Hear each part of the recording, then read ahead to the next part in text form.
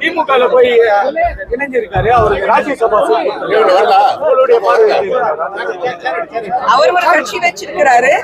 கமல் அவர்கள் எங்க வேணாலும் போய் சேரலாம். அவர் வந்து நான் பாராளுமன்றத்துல நான் தேர்தல் நிக்கல, நான் வந்து ராஜ்யசபா வாங்கிட்டு போறேன்னா அவர் இஷ்டம். அவரை பத்தி நம்ம என்ன பேச முடியும்?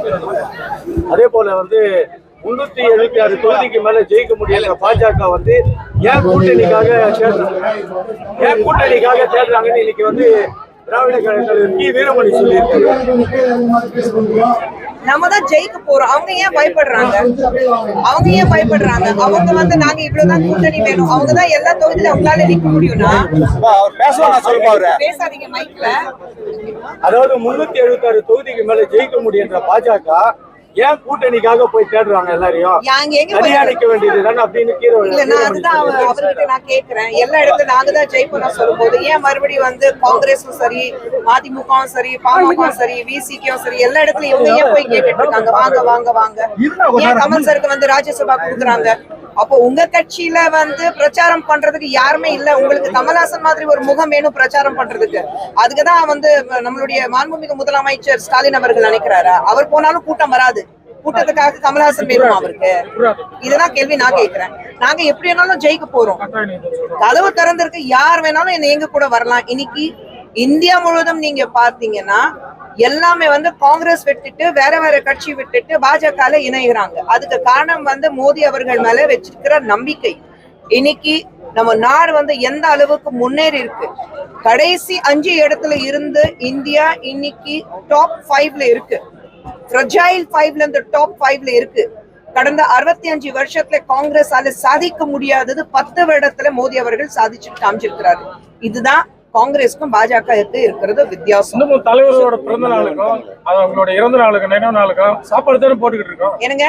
இன்னமும் தலைவரோட பிறந்த நாளுக்கு அவங்களுடைய நினைவு நாளுக்கு சாப்பாடு தானே போட்டுக்கிட்டு இருக்கோம். சரி, மக்கள் வரதான் உயர்ந்துட்டாங்க, மக்களோட வளர்ச்சி அடைஞ்சிருக்காங்கன்னு சொல்றீங்களா? இன்னும் சாப்பாடு பற்றாக்குறை எல்லா இடத்துல சாப்பாடு பற்றாக்குறை. நீங்க வந்து தேவையான இருக்கிறவங்களுக்கு சாப்பாடு போடுறது தப்பா? யார் வந்து ஒரு செலிபிரிட்டி அவங்க பிறந்த நாளுக்கு வந்து ஒரு இடத்துக்கு போய் சாப்பாடு போடுறாங்கன்னா அது தப்பா? இல்ல ஒரு நீங்க அரசியல் ரீதியாகவே நீங்க பார்த்தாலும் மக்களுக்கு சாப்பாடு போடுறது தப்பே இல்ல. நான் கேக்குறேன், தமிழகத்துல 67க்கு அப்புறம் ஏன் காங்கிரஸால சொந்த கால நிக்க முடியல? இன்னி வரைக்கும் ஒவ்வொரு இடத்துக்கு போனாக்கா காமராஜர் பேர் வச்சுதானே அவங்க பிச்சை எடுக்கிறாங்க. ஏன் அவங்களால சொந்த கால நிக்க முடியல? திராவிட முன்னேற்ற கழகம் இல்லைன்னா அதிமுக, இது ரெண்டுமே மாத்தி மாத்தி மாத்தி அவங்க வந்து பயன் செஞ்சுட்டே இருக்காங்க. அவ்வளவு தைரியம் இருந்தா தமிழகத்துல வந்து தனியா நின்று இருக்கலாம்ல. இத்தனை வருடமாக ஏன் அவங்களால முடியல? தமிழகத்துல இப்ப வந்து போதைப் பொருள் வந்து புழக்கம் அதிகமா இருக்குது. அதை வந்து கட்டுப்படுத்தணும். ஏற்கனவே இந்த போதைப் பொருள்னால மரணம் ஒண்ணு ஏற்பட்டிருக்கு, சிறுமி மரணம். இன்னைக்கு வந்து எடப்பாடி பழனிசாமி அவர் போய் கவர்னரை பார்த்து அதை பத்தி பேசிட்டு வந்திருக்காரு. நிச்சயமா பாஜக இதை பத்தி எந்த ஒரு முன்னெடுப்பு எடுக்க மாட்டாங்க. ஏன் முன்னெடுப்பு எடுக்கல? நாம வந்து ஏதாவது ஒரு ரேட் பண்ணாக்கா உடனே இது அரசியல் ரீதியாக நீங்க ரேட் நடத்துறீங்கன்னா சொல்றாங்க. இடி இருக்கட்டும், இல்லைன்னா உங்களுக்கு ட்ரக் நார்கோட்டிக்ஸ் இருக்கட்டும், அவங்க எல்லாமே இண்டிபெண்டா இருக்காங்க. ஒரு இடத்துல வந்து இன்னைக்கு நம்ம தமிழகத்துல நீங்க பாத்தீங்கன்னா 3500 கிலோகிராம் போதைப் பொருள் கண்டுபிடிச்சிருக்கோம். இன்னைக்குதான் ஒவ்வொரு இடத்துல வந்து தலைமறைவா இருந்துட்டு ஜாஃபர் சாதிக் வந்து இன்னைக்கு அரெஸ்ட் பண்ணிருக்காங்க. அது யாருடைய ஆளு? திராவிட முன்னேற்ற கழகம் தானே. அங்க கூடவா இருக்கிறதுனால அங்க ஃபங்க்ஷனரி டிஎம்கேவோட ஃபங்க்ஷனரி இருக்கிறதுனால ஒரு பக்கத்துல வந்து முதலமைச்சரோட போட்டோ இருக்கு, இன்னொரு பக்கத்துல இன்னொரு அமைச்சரோட போட்டோ இருக்கு, இந்த பக்கம் உதயநிதி ஸ்டாலினோட போட்டோ இருக்கு. எல்லா இடத்துல நான் வந்து திராவிட முன்னேற்ற கழகத்தை ஆள் சொல்லிட்டு எல்லா வேலையும் பண்ணிட்டு இருந்தாரு. அப்ப இவங்களுக்கு தெரியாம இருந்திருக்கு. அப்போ எந்த தப்பு பண்ணனா இவங்க என்ன ஆக்ஷன் எடுத்தாங்க? திராவிட முன்னேற்ற இருக்காங்க, அவனும் அந்த கட்சியில இருந்து நீக்கிட்டோம். வேலை முடிஞ்சு போச்சா?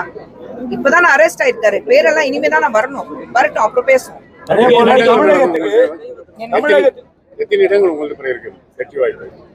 வரட்டும், எலெக்ஷன் ரிசல்ட் வரட்டும். தமிழ்நாட்டுல நாங்க எத்தனை இடத்துல வந்து முதல்ல எங்க கேட்ட கட்சிக்காரங்க கிட்ட கேட்டீங்கன்னா 309 இடத்துல நாங்க வெற்றி பெறுவோம் தான் சொல்லுவோம். எத்தனை இடத்துல நாங்க நிக்கிறோம் முதல்ல அதை முடிவாகும். அது உங்களுக்கு வந்து இன்னும் 2 நாள்ல வந்து எல்லா லிஸ்ட் வந்துடும். சோ தமிழகம் பொறுத்த வரைக்கும் லிஸ்ட் வந்ததுக்கு அப்புறம் நம்ம பேசுவோம். எந்த தேர்தலுக்கும் வராத பிரதமர் மோடி வந்து இந்த நாடாளுமன்ற தேர்தலுக்கு தமிழகத்துக்கு வந்து அடிக்கடிக்கு வராரு அப்படின்ட்டு எல்லா கட்சியும் வந்து விமர்சனம் வைக்குது. பயம் எதுக்கு விமர்சனம்? ஏன் பயம்? மோடி வந்து ஐயோ நம்மளுக்கு திரும்பி பார்க்க மாட்டாங்க. இன்னைக்கு தமிழகத்துக்கு மோடி அவர்கள் வரும்போது ஒவ்வொரு இடத்துலயும் மக்களுடைய எழுச்சி பாருங்க. ஏன் மத்தவங்க வந்து அவங்க மேல நம்பிக்கை இருந்துச்சுன்னா ஏன் மோடி அவர்கள் பார்த்துட்டு பயப்படுறாங்க? ஹிந்தி தெரியாத போட சொல்ற அளவுக்கு மோடி வராருல்ல, வந்துட்டு போட்டுமே, உங்களுக்கு என்ன, வந்துட்டு போட்டுமே. ஏன் அந்த பயத்துலதான் இந்த மாதிரி பேச்சு நடக்குது. மோடி அவர்கள் இங்க மட்டும் இல்ல, போன தடவை கர்நாடகாலே அத்தனை முறை போயிட்டு வந்தாரு. இதே வந்து வெஸ்ட் பெங்கால் எலெக்ஷன் இருக்கும்போது அங்க போயிட்டு வந்தாரு. ஏன் இப்போ சமீபத்துல வந்து எம்பி போறாரு, குஜராத் போறாரு, உத்தரகாண்ட் போறாரு, எல்லா இடத்துலயும் போயிட்டு வராரு. ஏன் தமிழகத்துல இருக்கிறவங்களுக்கு மட்டும் ஏன் பிரச்சனை இருக்கு? மோடி பார்த்தா ஏன் அவ்வளவு பயப்படுறாங்கன்னு நான் கேட்கிறேன். நடிகை குஷ்பு வந்து இந்த நாடாளுமன்ற தேர்தலில் போட்டி எடுத்துருச்சு. இப்பதான் சொன்னேன், முதல்ல வரட்டும், லிஸ்ட் வரட்டும், எனக்கே தெரியல. உங்களுக்கு விருப்பம் இருக்கா? லிஸ்ட் வரட்டும், லிஸ்ட் வந்ததுக்கு அப்புறம் இது அப்படி வந்து இருந்தா வந்து எந்த வந்து இடம் வந்து கேட்பீங்க நீங்க? நான் எந்த இடமும் கேட்கல. எந்த இடம் கொடுத்தாலும் நீங்க நினைப்பீங்களா? எனக்கு மோடி அவர்கள், அமித்ஷா அவர்கள், நட்டாஜி அவர்கள் போய் சிராபுஞ்சில போய் நில்லு சொன்னாக்க போய் நின்னுடுவேன். ஆனா நீ வந்து நாடு முழுவதும் போய் பிரச்சாரம் செய்ய சொன்னாக்கா நிச்சயமாக இறங்கி போய் வேலை செய்வேன். நான் கட்சிக்காக வேலை செய்யறதுக்காக வந்திருக்கேன். ஒரு இடம் வந்து எனக்கு கொடுக்கப்படும், ஒரு பொசிஷன் கொடுக்கப்படும், இல்ல ஒரு பாராளுமன்றத்துக்கு ஒரு இடம் கொடுக்கப்படும்னா அதுக்காக நான் கட்சியில சேரல. மோடி அவர்கள் மேலே வச்சிருக்கிற நம்பிக்கை பாஜகவால நிச்சயமாக நம்ம நாட்டுக்கு வரும் மிகப்பெரிய முன்னேற்றம் நம்ம பார்த்திருக்கோம். அந்த நம்பிக்கையோட தான் நான் கட்சியில சேர்ந்திருக்கேன். தவிர ஒரு ஆசையில ஒரு நப்பு ஆசை சொல்லுவோம் பாருங்க, இது வரும் அது வரும்னா அந்த நப்பு ஆசையில நடிகர் மன்சூர் அலிகான் வந்து வேலூர்ல நிக்க போறாரு. நிச்சயமாக அனௌன்ஸ் பண்ணிட்டாரு. டெமோக்ரசி இருக்கு. அதுல வந்து உங்களுக்கு எதனா அது எப்படி இருக்கு? முன்னிலைப்பாடு எப்படி இருக்கு? அவர் பத்தி ஏன் டிஸ்கஸ் பண்ணிட்டு இருக்க? வெற்றி சின்னம் நம்ம பக்கத்திலே உட்கார்ந்துட்டு இருக்காரு ஏசிஎஸ் அவர்கள். இவர் தான் வெற்றி பெற போறாரு, அதுல எந்த சந்தேகமும் கிடையாது. அதே போல அமித்ஷா வந்து வேலூர்ல நடந்த மீட்டிங்ல சொன்னாரு 25 தொகுதிக்கு மேல வந்து தமிழகத்துல வெற்றி வாய்ப்பு இருக்கு. உங்களுடைய கணிப்பு எத்தனை தொகுதியில வரும் நாடாளுமன்ற தேர்தலில் பிஜேபி ஜெயிக்கின்றது மேடம்? எங்களுடைய சாணக்கியன் சொல்ற அளவுக்கு அமித்ஷா அவர்கள் இருக்கிறாரு. அவர் சொன்னா அதுதான் வாக்கு. மினிஸ்டர் உதயநிதி அப்ப 26 தொகுதிக்கு மேல பாஜக ஜெயிக்கும்னு சொல்லலாமா? எத்தனை தொகுதியில நிக்கிறோம் அத்தனை தொகுதிகள் எங்களுக்கு வெற்றி வாய்ப்பு இருக்கு. மினிஸ்டர் உதயநிதி ஸ்டாலின் தான் தமிழ் சினிமா இண்டஸ்ட்ரியை ரூல் பண்றாரு அப்படின்ட்டு ஏடிஎம்கே எக்ஸ் மினிஸ்டர் ஜெயக்குமார் சொல்லியிருக்காரு. நீங்க நடிகை நீங்க எப்படி பாக்குறீங்க? நான் வந்து ஜெயக்குமார் சாருடைய ஸ்போக்ஸ் பர்சன் நான் கிடையாது. அவர் கொடுத்த ஒரு ஆன்சருக்கு நான் வந்து பதில் கொடுக்கவும் முடியாது. அவர் ஏதோ சொல்றாருன்னா அதை உதயநிதி ஸ்டாலின் அவர்களுக்கு பதில் கொடுக்கட்டும்.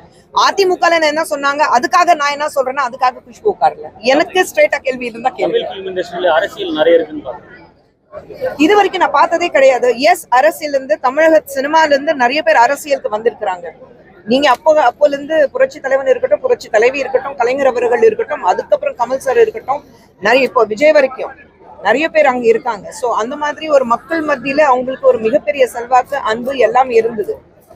இப்ப பாக்கணும் என்ன இருக்கு. ஏன் உதயநிதி ஸ்டாலின் அவர்களும் அந்த சினிமால இருந்த ஹீரோ ஆனதுக்கு அப்புறம் தான் இதுக்கு வந்தாரு. ஏன் உங்களுடைய முதலமைச்சர் ஃபர்ஸ்ட் நடிகர் ஆகணும்னு ஆசைப்பட்டாரு, அதுக்கப்புறம் தான் அரசியலுக்கு வந்தாரு. விஜய் பொலிட்டிக்கல் பார்ட்டி வந்து ஸ்பீட் அப் பண்ணிருக்காரு. உறுப்பினர்கள் சேர்க்கல டிஜிட்டல் இதுல 2026ல ஒரு களம் இறங்குறாரு. எம்ஜிஆருடைய இடத்த அவர் நிரப்புவாருன்னு நீங்க நினைக்கிறீங்க? எப்பவுமே ஏன் ஒப்பிட்டு பாக்குறோம்? புதுசா வந்திருக்கிறாரு, அவர் முயற்சி பண்ணிட்டு வரட்டுமே. 26 பத்தி 26ல பேசுவோம். அதே போல இவ்வளவு நாளா நடிகர் சங்கத்தை பத்தி கண்டுகொள்ளாத கமலஹாசன் ராஜ்யசபா சீட்டு கொடுத்தோன்னு 1 கோடி நடிகர் சங்க கட்டடத்துக்கு நிதி அளிச்சிருக்காரு. இதை எப்படி பாக்குறீங்க? பாக்குறதுக்கு என்ன இருக்கு? அவருக்கு நன்றி தான் சொல்லுவேன். இது எந்த நேரத்துல கொடுத்தாருன்னு கிடையாது. ஒரு நடிகர் சங்கத்துக்கு இன்னைக்கு அந்த கட்டிடம் வந்து நீங்க வந்து ரெடி பண்ணணும், ரொம்ப நாளா நீடிக்குது, அது சொல்லும் போது கமல் சார் வந்து 1 கோடி ரூபாய் கொடுத்திருக்காருன்னு அவருக்கு வந்து மனமார்ந்த நன்றி சொல்லுவேன்.